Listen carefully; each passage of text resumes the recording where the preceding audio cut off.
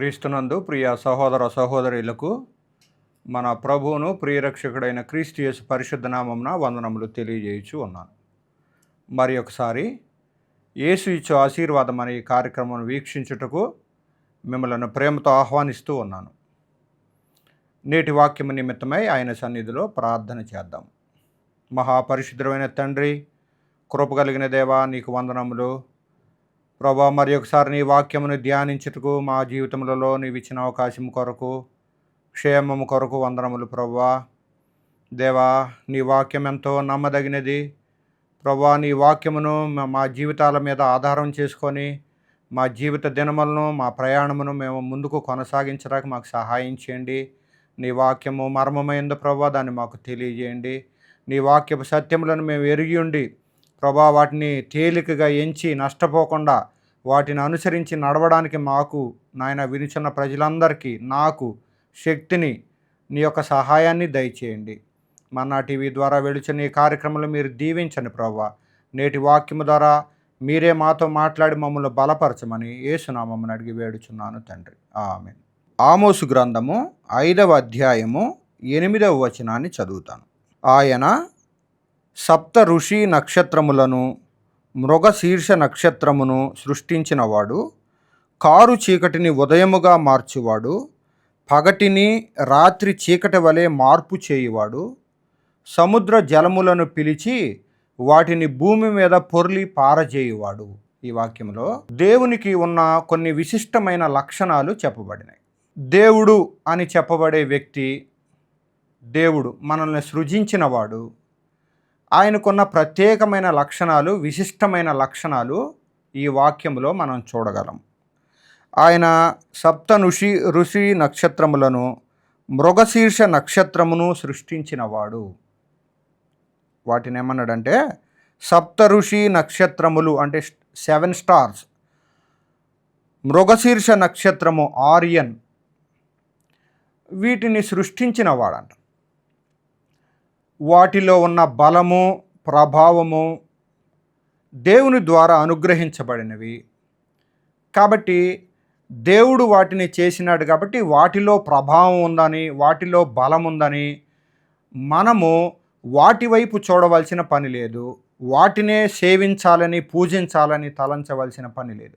వాటిని సృష్టించిన వాడెవరో, సృజించిన వాడెవరో ఆయన వైపు మనం చూడాలని ఈ వాక్యము ద్వారా మనము తెలియజేయబడుతూ ఉన్నాం. దేవునికి ఉన్న విశిష్ట లక్షణాలు, అవి ప్రత్యేకమైన లక్షణాలు. ఒక మానవుడు లేకపోతే దేవుళ్ళుగా చెప్పబడిన వాళ్ళు ఈ లక్షణాలు వాళ్ళలో ఎంత మాత్రము ఉండవు. అవి ప్రత్యేకంగా రూపొందించబడినవి, లేకపోతే దేవునికి మాత్రమే చెందిన లక్షణాలు అవి.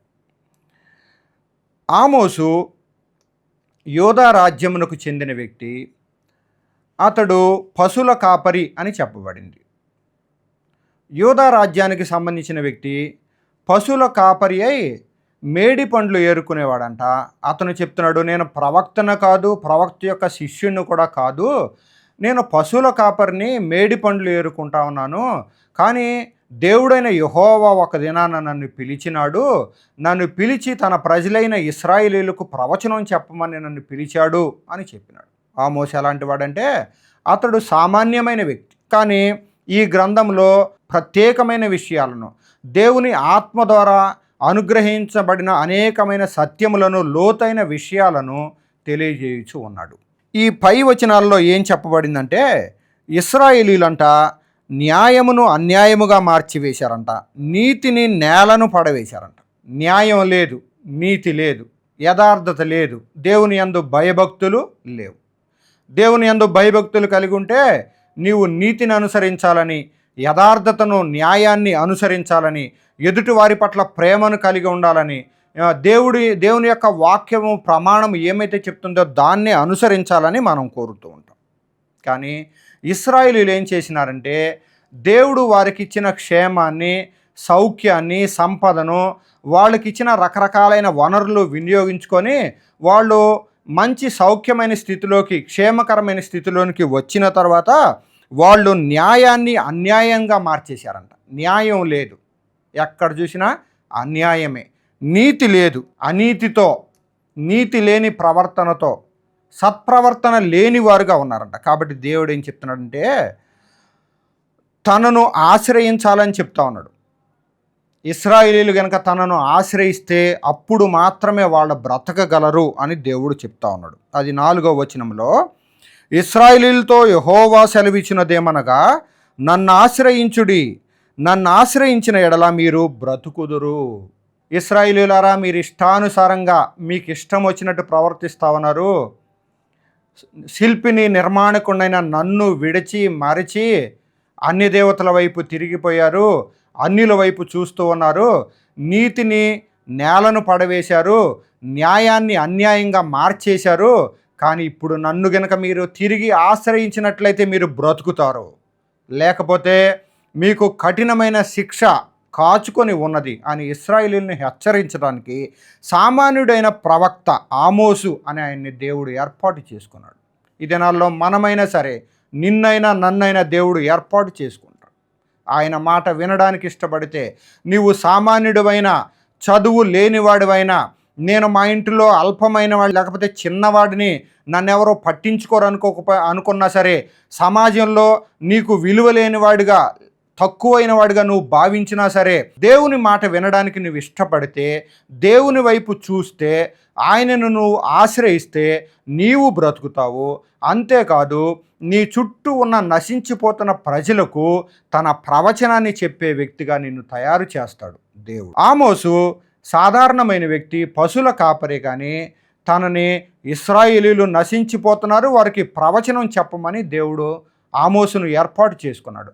ఇప్పుడు మనమైనా సరే ఈ దినాల్లో ఆయన వైపు చూస్తే, ఆయన మాట వింటే, ఆయన చెప్పినట్లుగా నడిస్తే, ఆయన వాక్యాన్ని మనం నేర్చుకొని దాని ప్రకారం జీవించడానికి ఇష్టపడితే, మనల్ని ఉపయోగించి అనేకులను మేల్కొల్పడానికి తన ప్రవచన రూపమైన వాక్యాన్ని, ప్రవచనాలను నీ ద్వారా లోకానికి, సమాజానికి, నశించిపోతున్న ప్రజలకు అందించాలని దేవుడు కోరుతూ ఉన్నాడు.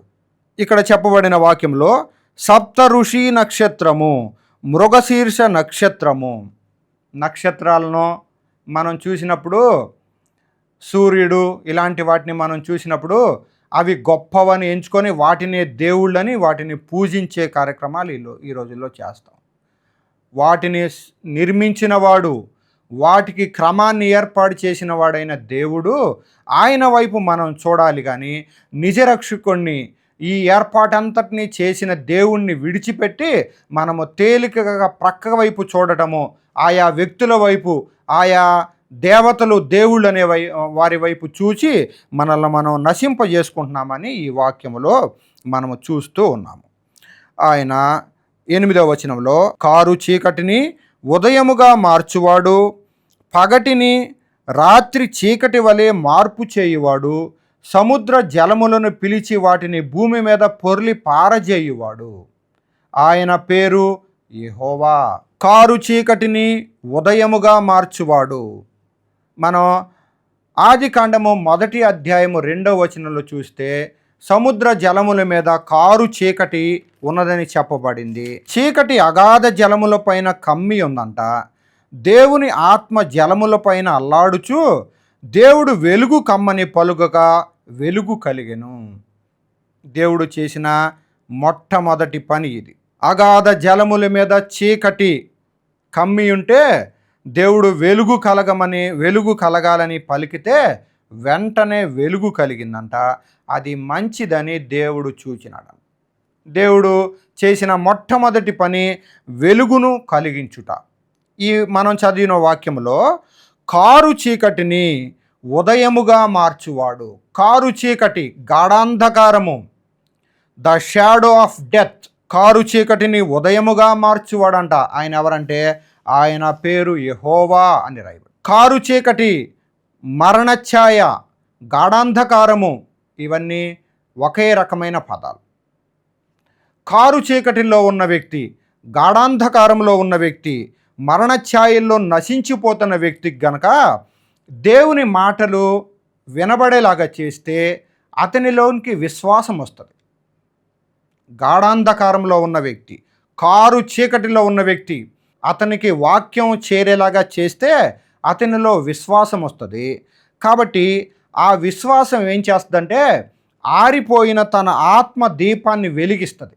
ఆ ఆత్మదీపము వెలిగించబడిన తరువాత ఆ వెలిగించబడిన దీపము తన లోపలి భాగాల్లో అంతరంగములో ఎక్కడైతే అపవిత్రత ఉన్నదో, పాపమున్నదో, చీకటి ఉన్నదో దానిని వెలుగులోకి తెస్తుంది. కాబట్టి అతడు పాపి అని గ్రహిస్తాడు, ఆ పాపాన్ని ఒప్పుకోవడానికి ఇష్టపడతాడు. కారు చీకటిలో ఉన్న వ్యక్తి, in the shadow of death, మరణఛాయలో ఉన్న వ్యక్తి, అలాంటి వ్యక్తులకు మనము వాక్యాన్ని అందించినట్లయితే, దేవుని ప్రేమను చూపించినట్లయితే, విశేషముగా ఆయన వాక్యం యొక్క ప్రత్యేకతను, ఆయన వాక్యములో చెప్పబడిన అనేకమైన సూచక క్రియలను, ఆశ్చర్యమైన కార్యములను మనము గనక తెలియజేస్తే గనక అతనిలో విశ్వాసం వస్తుందంట. అది అతని యొక్క ఆత్మదీపాన్ని వెలిగిస్తుంది. తద్వారా అతను ఎలాంటి పాపియో, దేవునికి వ్యతిరేకంగా ఎలాంటి పాపపు కార్యములు చేసినాడో తనను తాను గ్రహించుకొని తాను పాపి అని పశ్చాత్తాపపడి సిలువ వైపు చూస్తాడు, యేసు ప్రభు వైపు చూస్తాడు. తద్వారా ఆ వ్యక్తికి రక్షణ అనుగ్రహించబడుతుంది. అయితే కారు చీకటిని ఉదయముగా మార్చువాడు దేవుడే, యెహోవానే. దేవుని వాక్యములో చీకటిలో నడుచు జనులు గొప్ప వెలుగును చూస్తున్నారు అని దేవుని వాక్యములో రాయబడింది. అనేక పర్యాయములు వెలుగు గురించి, ఉదయము గురించి చెప్పబడింది. నీ వాక్యము నా పాదములకు దీపము, నా త్రోవలకు వెలుగునై ఉన్నది, వెలుగు యొక్క నివాస స్థలము నా యొద్ద ఉన్నది అని దేవుడు చెప్పినాడు. నేను ఈ లోకమునకు వెలుగై వచ్చాను, వెలుగుగా వచ్చాను అని చెప్పాడు దేవుడు. నశించిపోతున్న అనేక జీవితాలను దేవుడు వెలిగించినాడు, ఉదయముగా మార్చినాడు. కారు చీకటిని, గాఢాంధకారమును, తనకింకా నిరీక్షణ లేదు అనే పరిస్థితి నుంచి ఒక వ్యక్తిని లేకపోతే ఒక కుటుంబాన్ని దేవుడు అనేక సందర్భాలలో ఈ వాక్యాలలో మార్చి ఉదయముగా మార్చినాడు. ఎలీషా కాలంలో ప్రవక్త యొక్క శిష్యుడు మరణించినాడు. తన భార్యను, తన పిల్లలను అప్పుల వాడు వచ్చి తీసుకొని వెళ్ళిపోయాడు. కాబట్టి వాళ్ళ కుటుంబము చాలా కష్టాలలోకి వెళ్ళిపోయింది. ఈమె ఏం చేసిందంటే, ప్రవక్త శిష్యుని భార్య ఎలీషా యొద్దకు వచ్చి తన కష్టాన్నంతటినీ చెప్పుకున్నప్పుడు అతడు తన ఇంటిలో ఉన్న కుండలు, కొన్ని అరువుగా తెచ్చిన కుండలను ఉపయోగించి వాటిలోకి సమృద్ధిగా నూనెను పంపించి దేవుని క్రియ జరిగించి వాళ్ళ అప్పులు పోయేలాగా, వాళ్ళ తదుపరి కాలంలో క్షేమంగా బ్రతికేలాగా చేశాడు. కారు చీకటిని ఉదయముగా వాక్యములో విధవరాలు ఒక ఆమె గురించి చెప్పబడింది. ఆమెకి ఒకే ఒక కుమారుడు ఉన్నాడు. ఆ కుమారుడు అసలే ఆమె తన భర్తను కోల్పోయి ఉన్నది, విధవరాలు. తన ఏకైక కుమారుని కూడా కోల్పోయింది. అలాంటి సందర్భంలో ఆ పాడెను తీసుకొని వెళ్తూ ఉండగా యేసు ప్రభు ఎదురుగా వచ్చినాడు. ఆమె యొక్క సంకట స్థితిని, క్లిష్టమైన పరిస్థితిని, ఆమెకి ఏర్పడిన ఈ కారు చీకటి పరిస్థితిని దేవుడు గమనించి ఆ పాడెను ముట్టినప్పుడు ఆ ఒక్కడే కుమారుడు వెంటనే తన పాడె మీద నుంచి లేచి అతడు కూడా జీవములోనికి వచ్చాడు. తద్వారా ఆ విధవరాలి ఇంట్లో ఉన్న కారు చీకటి తీసివేయబడింది. అలాగే 12 ఏండ్ల నుంచి రక్తస్రావ రోగము కలిగిన స్త్రీ, ఆమె అనేకమైన వైద్యులను సంప్రదించింది. తన వ్యాధికి నివారణ దొరుకుద్దేమో, తను ఎలాగైనా స్వస్థత కలుగుతుందేమోనని అనేక ప్రాంతాలకు తిరిగింది. అనేక మంది వైద్యుల్ని సంప్రదించి తన ఆస్తినంతటిని, తన దగ్గర ఉన్న ద్రవ్యమంతటిని అవజేసుకొని డాక్టర్లకి ఖర్చు పెట్టి ఏమి ప్రయోజనం లేనిదిగా బాగా నిరుత్సాహంగా ఉండిపోయింది. అలాంటి సందర్భంలో 12 ఏండ్ల నుంచి రక్తస్రావ రోగం కలిగిన ఈ స్త్రీ కూడా క్రీస్తు ప్రభు దగ్గరికి వెళ్ళి ఆయన వస్త్రపు చెంగును ముట్టిందో లేదో తన కారు చీకటిని దేవుడు ఉదయముగా మార్చినాడు. తనకి ఇప్పటి వరకు 12 ఏండ్ల నుంచి కలిగిన ఈ బాధ, వేదన ఏమైతే ఉన్నదో దాన్ని దేవుడు తక్షణమే వెంటనే తీసివేసి, బెతెస్దా కోనేటి దగ్గర 38 ఏండ్ల నుంచి పడి ఉన్న రోగి ఆయా సమయాల్లో దూత వస్తూ ఉంది, కోనేటిలో ఉన్న నీళ్లను కదిలిస్తూ ఉంది. కదిలించినప్పుడు ఎవరో ఒకళ్ళు దిగుతున్నారు, స్వస్థత పొందుతున్నారు. కానీ ఇతనికి మాత్రం అక్కడే పడి ఉన్నాడు. అతనికి లోపలికి వెళ్ళడానికి తన యొక్క శారీరక స్థితి సరి అయినది కాలేదు. కానీ దేవుడు అతన్ని చూచినాడు. అతడు ఎలాంటి కష్టమైన పరిస్థితిలో ఉన్నాడో, in the shadow of death ఉన్నాడో దేవుడు చూచి అతని యొద్దకు వచ్చినాడు. అతనిని స్వస్థపరిచినాడు. నీ పరుపెత్తుకొని నీవే నడవమని చెప్పినప్పుడు అతడు సంపూర్ణముగా స్వస్థపరచబడి ఇలాంటి కార్యములు అనేకములు మనము చూడగలం. నీ జీవితంలో ఎలాంటి క్లిష్టమైన పరిస్థితి ఉంది, ఎలాంటి అనారోగ్యం ఉన్నది, ఎలాంటి చావు బ్రతుకుల మధ్య నువ్వు ఉన్నావు, అప్పుల పాలైపోయావు, నీ చుట్టూ ఉన్న వారి మధ్య నీకు నెమ్మది లేని పరిస్థితి ఉంది, నీ చుట్టూ ఉన్న వారి మధ్య నీకు ఎలాంటి క్షేమం లేని పరిస్థితి ఉంది, నీవు భయముతో ఆందోళనతో బ్రతుకుతున్నావేమో, నా జీవితంలో రేపు అనేది ఉండదని నువ్వు అనుకుంటున్నావేమో, కారు చీకటిగా నా జీవితము మారిపోయిందని నువ్వు అనుకుంటున్నావేమో, నా జీవితంలో షాడో ఆఫ్ డెత్ ఆవరించి ఉంది, మరణాంధకారము, గాఢాంధకారము, మరణ ఛాయ నన్ను ఆవరించి ఉందని నువ్వు అనుకుంటున్నావేమో, దేవుడు నిరీక్షణనిచ్చే దేవుడు, నీ జీవితాన్ని కట్టే దేవుడు. నీవు ఆయన వైపు చూచినప్పుడు, నీ చేతులు ఆయన వైపు చాపినప్పుడు ఆయన నిన్ను సంపూర్ణముగా తన కుమారునిగా, కుమార్తెగా అంగీకరించి నీవు నీ పాపము నొప్పుకున్నప్పుడు నీ పాపమును క్షమించి నీ జీవితమును ఉదయముగా మారుస్తాడు. నిన్ను వెలుగుతో నింపుతాడు. ఆయన యొక్క ప్రయోజనకరమైన పాత్రగా చేస్తాడు. ఇక్కడ ఆమోసు ఎలాగైతే తన జీవితంలో సామాన్యుడిగా పశువుల కాపరిగా ఉంటే ప్రయోజనకరమైన పాత్రగా మారినాడో, ఇశ్రాయేలులకు ప్రవచనం చెప్పే వ్యక్తిగా మారినాడో, అలాగే నిన్ను కూడా నిరీక్షణ లేని నిన్ను, నశించిపోతున్న నిన్ను, అపాయంలో, ప్రమాదంలో, గొప్ప శోధనలో, లేకపోతే చిక్కులో, రోగములో, మరణ పడక మీద ఉన్న నిన్ను దేవుడు లేవనెత్తాలని కోరుతున్నాడు. ప్రభువా, నన్ను ఈ వాక్యం వినుచున్నగా నన్ను స్వస్థపరచండి ప్రభువా, నీ మాట వింటాను ప్రభువా, నన్ను నేను నీకు అప్పగించుకుంటాను ప్రభువా, నన్ను క్షమించండి, నా బాల్యకాలం నుంచి, నా యవన కాలం నుంచి నేను ఇలాంటి పాపాలు చేశాను ప్రభువా, తల్లిదండ్రులకు అవిధేయునిగా బ్రతికినాను ప్రభువా, నేను ఇలాంటి కార్యములు చేసినాను ప్రభువా, నా పొరుగు వారిని నేను బాధ పెట్టాను ప్రభువా, నన్ను క్షమించండి ప్రభువా, నేను వారి దగ్గర కూడా సమాధాన పడతాను ప్రభువా అని నీవు గనుక వేడుకుంటే దేవుడు నిశ్చయముగా నిన్ను క్షమిస్తాడు. నువ్వు ఎలాంటి కారు చీకట్లో ఉన్నావో, గాఢాంధకారంలో ఉన్నావో, మరణ ఛాయలో ఉన్నావో నిన్ను దేవుడు క్షమిస్తాడు. నీవు ఉదయములోనికి, వెలుగులోనికి మార్చబడతావు. ఈ విశిష్టమైన లక్షణము మరి ఎక్కడ మనము కనుగొనలేము. ఆయన పేరు యెహోవా. కారు చీకటిని ఉదయముగా మార్చువాడు, పగటిని రాత్రి చీకటి వలె మార్పు చేయువాడు. కారు చీకటిని ఉదయముగా మార్చువాడు, ఆయన పేరు యెహోవా. కారు చీకటిగా ఉన్న పరిస్థితుల్లో, నీకు నిరీక్షణ లేని పరిస్థితుల్లో దేవుడు నిన్ను వెలుగుతో నింపుతాడు, ఉదయముగా చేస్తాడు. దానియేలు, షడ్రకు, మేషకు, అబేద్నెగోలు కఠినమైన పరిస్థితులు గుండా వెళ్ళారు. వాళ్ళు ప్రార్థనాపరులైన వ్యక్తులు, దేవునిని ఆశ్రయించిన వారు, దేవుని యొక్క సహాయం కొరకు దినదినము ఆయన పాదముల చెంత కనిపెట్టేవారు. కాబట్టి దానియేలు ఒక దినాన సింహాల గుహలో పడవేయబడ్డాడు. ఆ సింహాల గుహలో పడవేయబడినప్పుడు ఆ సింహాలు అతన్ని తుత్తినీలుగా చేయగలవు, కానీ దేవుడు తన పక్షమునున్నాడు. కాబట్టి ఆయన ఆ సింహాల నోళ్లను మూయించి తనను సజీవునిగా కాపాడినాడు.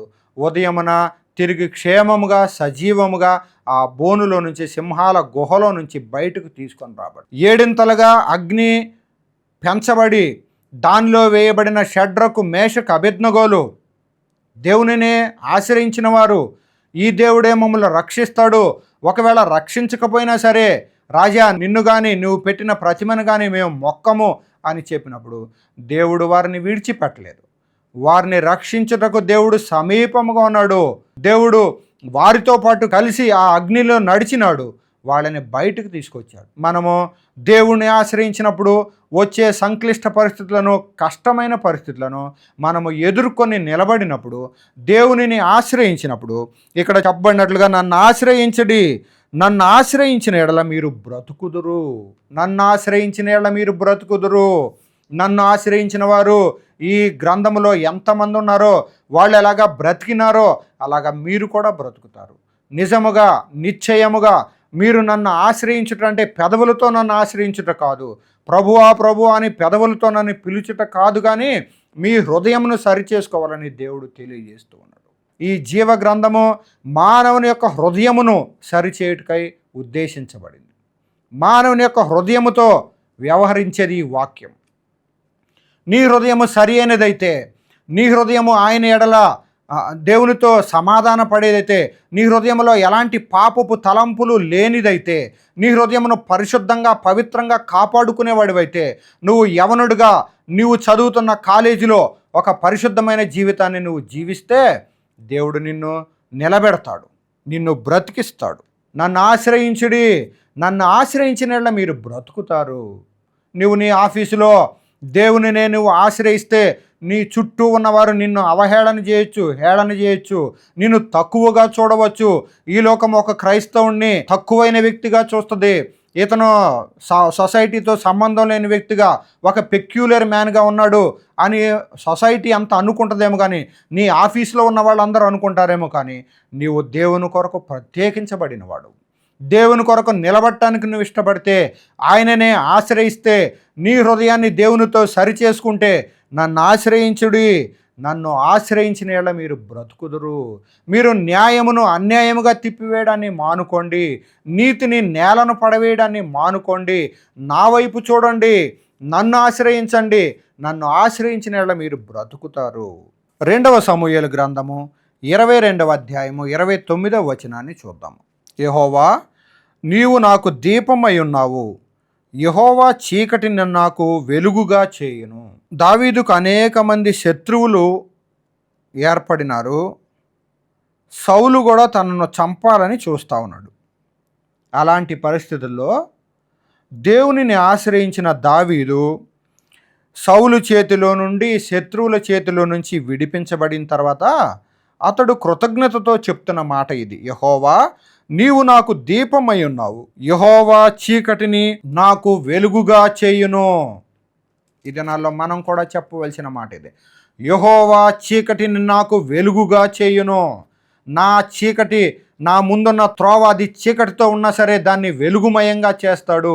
నేను ఎలాగ వెళ్ళాలి, ఏది చదవాలి, ఏ ఉద్యోగాన్ని ఎంచుకోవాలి, లేకపోతే ఏ పని చేయాలి, ప్రభువా ఈ పని నేను చేయనా వద్దా, ఈ వ్యక్తితో నేను మాట్లాడనా వద్దా, ఇతను ఇలాంటి సలహా ఇచ్చాడు, అది నీ చిత్తమా కాదా ప్రభువా, నీవు అతని ద్వారా నువ్వేనా పలికించావు, ఆ మాటను నేను వినాలా వద్దా ప్రభువా అని దేవుని నీవు అడిగితే నిశ్చయముగా దేవుడు నీకు సహాయం చేస్తాడు. యెహోవా చీకటిని నాకు వెలుగుగా చేయును.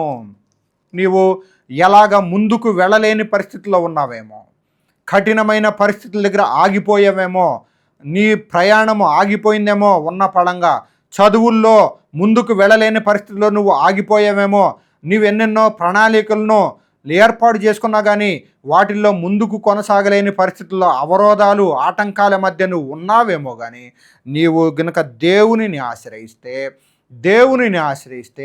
దావీదు ఎలాగైతే శత్రువుల చేతిలో నుండి, సౌలు చేతిలోంచి విడిపించబడి కృతజ్ఞతాభావంతో ఈ వాక్యాన్ని చెప్తున్నాడో అలాగే మనము కూడా చెప్పగలము. యెహోవా చీకటిని నాకు వెలుగుగా చేయును. నిశ్చయముగా 100కి 100 నీవు దేవునిని ఆశ్రయించినప్పుడు, యెహోవానే నా చీకటిని వెలుగుగా చేస్తాడని నువ్వు 100% నమ్మినప్పుడు దేవుడు ఆ కార్యాన్ని నీ విషయంలో చేస్తాడు. అదే విషయాన్ని కీర్తనల గ్రంథము 18వ అధ్యాయము 28వ వచనములో కూడా అదే మాట మళ్ళీ చెప్పబడింది. నా దీపము వెలిగించువాడవు నీవే, నా దేవుడైన యెహోవా చీకటిని నాకు వెలుగుగా చేయును. దాదాపుగా అక్కడ చెప్పినది ఇక్కడ చెప్పింది ఒకటే మాట. దావీదు తన అనుభవంతో చెప్పిన మాట. శత్రువులందరి చేతిలో నుండి, సౌలు చేతిలో నుండి యెహోవా అతనిని తప్పించిన దినమున దావీదు ఈ గీత వాక్యములను రాశాడని ఇక్కడ చెప్పబడింది. అవును, నువ్వు ఎలాంటి శత్రువుల మధ్య, ఎలాంటి అప్పుల మధ్య, అనారోగ్యం మధ్య, ఒక సమస్య పోతే మరొక సమస్య, ఒక సమస్య పోతే మరొక సమస్య వచ్చి పడుతుందని నువ్వు అనుకుంటున్నావేమో, వాటిని జయించడానికి నాకు శక్తి లేదనుకుంటున్నావేమో, చీకటి శక్తుల చేత నువ్వు పట్టబడి ఉన్నావేమో, బంధించబడి ఉన్నావేమో, నీ కుటుంబంలో ఒక శోధన తర్వాత మరొక శోధన కాచుకొని వస్తుందేమో, కానీ నీవు నీ హృదయాన్ని దేవునితో సరిచేసుకున్నప్పుడు, ఆయన వాక్యానికి విధేయత చూపినప్పుడు, నీ హృదయంలోని పాపమును తొలగించుకున్నప్పుడు నీ కుటుంబాన్ని కట్టుకోగలవు. నీ కుటుంబం అంతటిని ఒక క్రమమైన మార్గములో నీవు నడిపించుకోగలవు. అది మరెవరో చేయరు. వాళ్ళు వచ్చి ప్రార్థన చేయాలండి, వీళ్ళు వచ్చి ప్రార్థన చేయాలండి, వాళ్ళు ప్రార్థన చేస్తే నాకు ఇది అవుతుందండి, వీళ్ళ ప్రార్థన చేస్తే ఇది అవుతుందండి అని మనం చెప్తా ఉంటాం. వాళ్ళు ప్రార్థన చేయాలి, వీళ్ళ ప్రార్థన చేయాలి అంటాం కాదు. ఈ వాక్యాన్ని చదివిన తర్వాత మానవుని యొక్క హృదయము ఎలాంటి అపవిత్రతతో, దుష్టత్వంతో, దేవునికి వ్యతిరేకమైన కార్యములతో నిండి ఉన్నదో ఈ వాక్యాన్ని చదువుతూ ఉండగా మనం గమనించుకోగలము.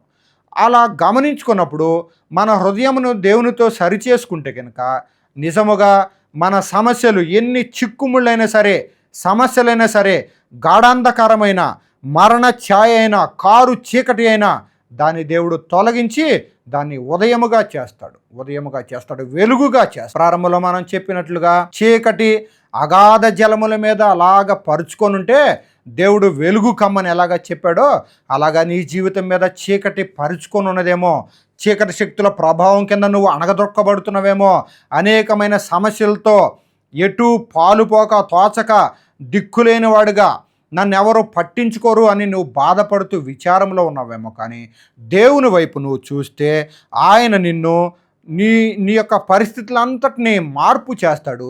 అది ఉదయముగా మారుస్తాడు, వెలుగుగా మారుస్తాడు. Turns the shadow of death into morning. మరణాంధకారంలో ఉన్న దానిని దేవుడు ఉదయముగా చేస్తాడు, వెలుగుగా చేస్తాడు. కీర్తనల గ్రంథము 23వ అధ్యాయము 4వ వచనాన్ని చదువుదాం. గాఢాంధకారపు లోయలో నేను సంచరించినను ఏ అపాయమునకు భయపడను. నీవు నాకు తోడయుందువు, నీ దుడ్డు కర్రయు నీ దండమును నన్ను ఆదరించును. దావీదు చెప్తున్నమాట. గాఢాంధకారపు లోయలో నేను సంచరించినను ఏ అపాయమునకు నేను భయపడను.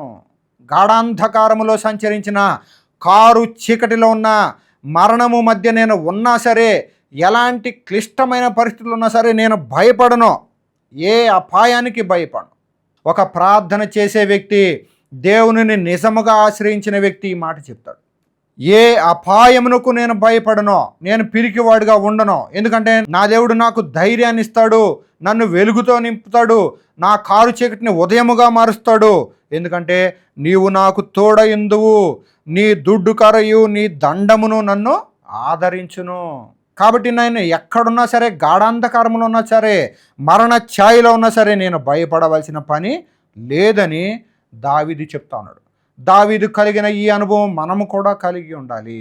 మనము నశించిపోవటము, మన పరిస్థితుల్లో లేకపోతే మన బాధల్లో, ఇబ్బందుల్లో, అప్పులలో, అనారోగ్యాల్లోనే కృషించిపోవటము, మరణానికి అప్పగించబడటము, సాతాను చేతుల్లో పట్టబడి అలాగ నశించిపోవడం దేవుని చిత్తము కాదు.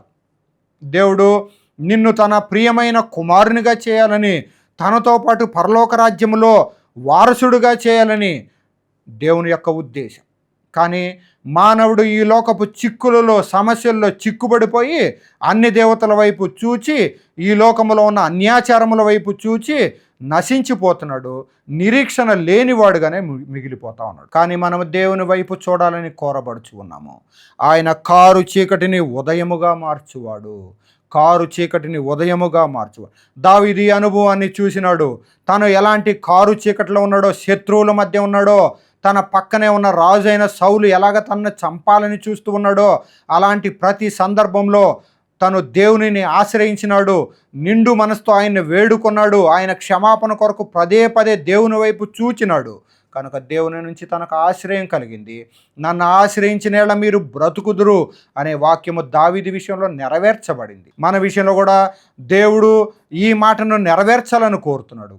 దేవుని వైపు చూస్తే, దేవునిని ఆశ్రయిస్తే నువ్వు నిశ్చయముగా బ్రతుకుతావు. నేను మరణమైపోతున్నాను, నా పరిస్థితుల నుంచి నన్ను ఎవరో లేపలేరు, బయటికి తీసుకురాలేరు అని అనుకుంటున్నామేమో.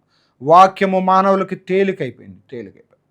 ఈ వాక్యమును పట్టుకొని, ప్రభువా ఇదిగో ఈ వ్యక్తికి ఇలాగ సహాయం చేసావు కదా, ఈ వ్యక్తిని ఇలాగ బాగు చేసావు కదా, 12 ఏళ్ళ నుంచి రక్తస్రావ రోగంతో ఉన్న స్త్రీని నువ్వు ఇలాగ ముట్టావు కదా ప్రభువా, నువ్వు స్వస్థపరిచావు కదా, నీ ప్రభావం ఆమెలోనికి పంపావు కదా ప్రభువా, నాకు కూడా సహాయం చేయండి ప్రభువా, నన్ను కూడా రక్షించండి ప్రభువా. బెతెస్దా కోనేటి దగ్గర పడి ఉన్నవాడు నిరీక్షణ లేనివాడుగా ఉన్నాడు ప్రభువా, ఆయన దగ్గరికి నువ్వు ఎలాగ వెళ్ళినావు, అతని పరిస్థితిని చూసినావు, అతను అక్కడి నుంచి బయటకు తీసుకొచ్చావు ప్రభువా, నా జీవితంలో కూడా అలాగే సహాయం చేయండి ప్రభువా. నేను నీ పాదముల దగ్గరికి వస్తున్నాను ప్రభువా, నన్ను నేను సరి చేసుకుంటాను ప్రభువా, నీకు వ్యతిరేకమైన కార్యములను ఒప్పుకుంటాను ప్రభువా, నీ శిలువ రక్తమును నా మీద ప్రోక్షించండి ప్రభువా, నీ శిలువ వైపు చూస్తూ ఉండగా నా జీవితంలో జయమే ఉండ ప్రభువా, నీ వైపే నేను చూస్తాను ప్రభువా, ఈ అన్యాచారాలను నేను తీసివేస్తాను ప్రభువా, నీ రక్షణ కొరకు, నీ కృప కొరకు, నీ సహాయం కొరకు నేను కనిపెట్టుకుంటాను ప్రభువా అని కనుక నువ్వు ప్రార్థన చేస్తే దావీదుని దేవుడు ఎలాగా లేవనెత్తినాడో, తన శత్రువుల చేతి నుంచి దావీదుని ఎలాగా విడిపించినాడో, కారు చీకటిని ఉదయముగా మార్చినాడో, అలాగా నీ జీవితాన్ని కూడా మార్చడానికి దేవుడు సిద్ధముగా ఉన్నాడు. కనుక మనం ఆయన్ని వేడుకోవాలని, మన సంకట స్థితిని, కారు చీకటిని, గాఢాంధకారమును ఉదయముగా మార్చుకొనుటకు ఆయనను సమీపించాలని, ఆయనను వేడుకోవాలని, ఆయన సన్నిధిలో మనము ప్రార్థన చేయడం ద్వారా, ఆయన వాక్యమును చదవటం ద్వారా, ధ్యానించడం ద్వారా, ఆయనకు లోబడటం ద్వారా చీకటిలో నడుచు జనులు గొప్ప వెలుగును చూస్తున్నారనే వాక్యంలో చెప్పబడినట్లుగా నువ్వు చీకటిలో నడుస్తున్నావేమో, కష్టమైన పరిస్థితుల గుండా వెళ్తున్నామేమో, ముందు దారి లేదనే పరిస్థితుల గుండా వెళ్తున్నామేమో, కానీ నువ్వు వెలుగుగా మారుతావు, గొప్ప వెలుగును చూస్తావు. ఆ గొప్ప వెలుగు ఎవరంటే నీతి సూర్యుడైన ఆ యేసుప్రభువే, ఆ దేవుడే. ఆయన నీ కొరకు ప్రాణం పెట్టినవాడు, నిన్ను ప్రేమిస్తూ ఉన్నవాడు. నీవు ఇంకా పాపములో ఉండగానే నీ కొరకు తన ప్రాణమును పెట్టి తన గాయపడిన హస్తంలోని నీ వైపు చాపి పిలుస్తూ ఉన్నాడు. ప్రయాసపడి భారం మోసుకున్న సమస్త జనులారా నా యొద్దకు రమ్మని దేవుడు పిలుస్తూ ఉన్నాడు. నువ్వు ఏ మతానికి, ఏ కులానికి సంబంధించిన వాడివైనా, నువ్వు చదువు ఉన్నవాడివైనా, చదువు లేనివాడివైనా, నాకు అంత తెలివితేటలు ఉంది, ఇంత తెలివితేటలు ఉందని నువ్వు అనుకుంటున్నావేమో, కానీ దేవుని యొద్దకు వచ్చినప్పుడు ఆయన యొక్క విశిష్ట లక్షణము, ఒక డాక్టర్ చేయలేని పని, ఒక మానవుడు చేయలేని పని దేవుడు చేస్తాడు. అది నీ కారు చీకటిని ఉదయముగా మారుస్తాడు. నీ గాఢాంధకారపు పరిస్థితిని, మరణ ఛాయను దేవుడు ఉదయముగా మారుస్తాడు. చివరిగా లూకా సువార్త 1వ అధ్యాయము 79వ వచనాన్ని చూద్దాం. మన పాదములను సమాధాన మార్గములోనికి నడిపించినట్లు చీకటిలోను మరణఛాయలోను కూర్చుండు వారికి వెలుగిచుటకై ఆ మహావాత్సల్యమును బట్టి పైనుండి ఆయన మనకు అరుణోదయ దర్శనం అనుగ్రహించెను. ఈ మాటలో బాప్తిసమిచ్చు యోహాను తండ్రి అయిన జకర్యా పరిశుద్ధాత్మ పూర్ణుడై ఇలాగ ప్రవచిస్తూ ఉన్నాడని చెప్పబడింది. ఆయన ఏం చెప్తున్నాడు? మన పాదములను సమాధాన మార్గములో నడిపించినట్లు నీ పాదములు సమాధాన మార్గముల్లోకి నడుస్తాయంట, క్షేమకరమైన మార్గముల్లోకి నడుస్తాయంట. చీకటిలోనూ మరణఛాయల్లోనూ కూర్చుండే వారికి వెలుగిచ్చుటకై. చీకటిలో ఉన్నావా? మరణఛాయలో ఉన్నావా? నిరీక్షణ లేని స్థితిలో ఉన్నావా? నశించిపోతున్నానని నువ్వు ఎలుగెత్తి ఏడ్చే పరిస్థితిలో ఉన్నావా? దిక్కులేని వాడిగా ఉన్నావా? ఈ వాక్యాన్ని దేవుడు నీ కొరకే పంపినాడు. మరణఛాయలోనూ కూర్చుండే వారికి వెలుగిచ్చుటకై ఆ మహావాత్సల్యమును బట్టి, దేవుడు మహావాత్సల్యత కలిగిన వాడు, అపరిమితమైన ప్రేమను, కనికరమును మన పట్ల, మానవాళి పట్ల కలిగిన వాడు దేవుడు. ఇశ్రాయేలీయులు నశించిపోతుంటే మాటి మాటికి వాళ్ళు వ్యతిరేకులై దేవునికి వ్యతిరేకంగా ప్రవర్తించి నశించిపోతున్నప్పుడు, నష్టపోతున్నప్పుడు, ప్రభువా మేము నీ బిడ్డలం ప్రభువా, మాకు సహాయం చేయండి ప్రభు అని వేడుకున్నప్పుడు దేవుడు తన మహావాత్సల్యతను చూపించినాడు. ఈ దినముల్లో నీకు కూడా తన వాత్సల్యతను చూపించాలని కోరుతూ ఉన్నాడు. నిన్ను రక్షించాలని కోరుతూ ఉన్నాడు. చీకటిలోనూ మరణఛాయలోనూ కూర్చొని ఉన్నావేమో, నిన్ను తన మహావాత్సల్యమును బట్టి పైనుండి ఆయన మనకు అరుణోదయ దర్శనం అనుగ్రహిస్తాడు. అరుణోదయముగా మారుస్తాడు, మార్నింగ్గా మారుస్తాడు. నీ జీవితాన్ని నూతనంగా చేస్తాడు. ఇదిగో నేను ఒక నూతన క్రియను జరిగిస్తున్నాను అని చెప్తున్నాడు దేవుడు. నీ జీవితంలో ఇప్పటి వరకు జరగని కార్యాన్ని దేవుడు చేస్తాడు. బాప్తిసమిచ్చే యోహాను విషయంలో ఈ వాక్యం చెప్పబడింది, కానీ నీ విషయంలో కూడా ఈ వాక్యం చెప్పబడింది. ఏమంటే నీవు చీకటిలో మరణఛాయలో ఉన్నావేమో, కానీ ఆయన మహావాత్సల్య పూర్ణుడై తన అరుణోదయ దర్శనమును నీకు అనుగ్రహిస్తాడు, నాకు అనుగ్రహిస్తాడు. ఎప్పుడంటే మనం దేవుని వైపు చూసినప్పుడు, నిరీక్షణను కోల్పోక ఆయన వైపే చూడడానికి ఇష్టపడినప్పుడు, నీ కారు చీకటిని, నీ గాఢాంధకారమును ఉదయముగా మార్చువాడు. ఆయన పేరు యెహోవా, ఆయన పేరు క్రీస్తు ప్రభు. ఆయన నీ కొరకు ప్రాణమును పెట్టినవాడు, నీ కొరకు పాప శరీరముతో ఈ లోకంలోనికి వచ్చినవాడు, నిన్ను రక్షించడానికి ఇష్టపడినవాడు, ఏ పాపము లేనివాడు, మహాపరిశుద్ధుడైన వాడు. నీ కొరకు తన రక్తమంతటిని ధారపోసినవాడు, సిలువలో వ్రేలాడినవాడు, తన గాయపడిన హస్తమును నీ వైపు చాపి నిన్ను ప్రేమతో మహావాత్సల్యతతో నిన్ను పిలుస్తూ ఉన్నాడు. ఎందుకంటే ఆయన అరుణోదయ దర్శనము నీకు అనుగ్రహిస్తాడు. నీ జీవితాన్ని మార్నింగ్గా వెలుగుగా మారుస్తాడు, ఉదయముగా మారుస్తాడు. ఇప్పటి నుంచి నువ్వు నూతనమైన కార్యములు చేయటం మొదలు పెడతావు. ఇప్పటి వరకు ఉన్న జీవితము, ఇప్పటి వరకు ఉన్న పరిస్థితులను పూర్తిగా వ్యత్యాసంగా మార్చి వాటిలో క్షేమాన్ని, గొప్ప సౌఖ్యాన్ని, దేవుడిచ్చే ఐశ్వర్యాన్ని అనుభవించే వ్యక్తిగా నిన్ను చేస్తాడు. ఎప్పుడంటే నీవు దేవుని మాటకు లోబడినప్పుడు, ఆయన చెప్పిన మాటకు విధేయత చూపినప్పుడు, ఆయన ఎలాగా పరిశుద్ధతను కోరుకుంటున్నాడో అలాగా నీవు కూడా పరిశుద్ధతను కోరుకున్నప్పుడు, నేను పరిశుద్ధునై ఉన్నాను కనుక మీరును పరిశుద్ధులై ఉండడని చెప్పినాడు దేవుడు. అలాంటి పరిశుద్ధతను మనం కోరుకోవాలి. ఇక్కడ చెప్పబడిన సప్తఋషి నక్షత్రము, మృగశీర్ష నక్షత్రము, ఇలాంటి వాటి వైపు మనం చూడడం కాదు, కాలాల వైపు చూడడం కాదు, సమయాల వైపు చూడడం కాదు, నక్షత్రాల వైపు చూడడం కాదు, వీళ్ళు చెప్పే మాటలు వినడం కాదు. ఈ ధర్మశాస్త్రం వైపు నువ్వు చూచినప్పుడు నువ్వు చీకటిలో ఉన్నావేమో, మరణ ఛాయలో ఉన్నావేమో, మహావాత్సల్యత కలిగిన దేవుడు నిన్ను అరుణోదయ దర్శనంతో నింపుతాడు. నిన్ను నూతనమైన సృష్టిగా చేస్తాడు. తన వాగ్దానాల మీద ఆధారపడే వ్యక్తిగా చేస్తాడు. నీ కుటుంబమును కట్టుకునే వ్యక్తిగా చేస్తాడు. అనేకులను బలపరచుటకు తన వాక్యపు దర్శనాన్ని నీకు అనుగ్రహిస్తాడు. నిత్యరాజ్య వారసునిగా మార్చబడతావు. అంతేకాదు నీలో వెలుగు నింపబడుద్ది. నీ మాట అనేకులకు మేలు చేసేదిగా ఉంటుంది. నీ మాటను విన్నప్పుడు అనేకులు ఆ మాటను త్రోసివేయలేని వారుగా ఉంటారు. ఎందుకంటే నీవు దేవుని ప్రేమతో నింపబడి ఉంటావు. దేవుని కట్టడలు, ఆజ్ఞలు గైకొని వాడుగా నువ్వు ఉంటావు.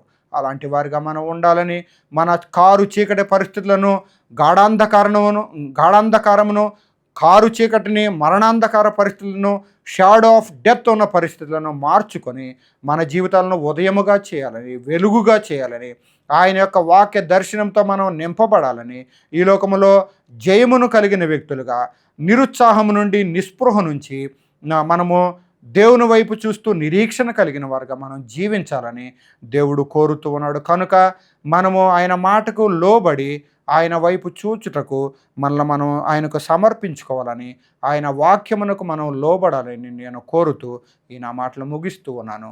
ప్రార్థన చేద్దాం. మహాపరిశుద్ధమైన తండ్రి, కృపగలిగిన దేవానికి వందనములు. కారు చీకటిని ఉదయముగా చేసేవాడు నీవే ప్రభువా. గాఢాంధకారమును, మరణఛాయ కలిగిన ప్రదేశములలో ఉన్న మనుషులను నీవు వెలుగుతో, ఉదయముతో నింపే దేవుడు అని నీ వాక్యములో విన్నాం ప్రభువా.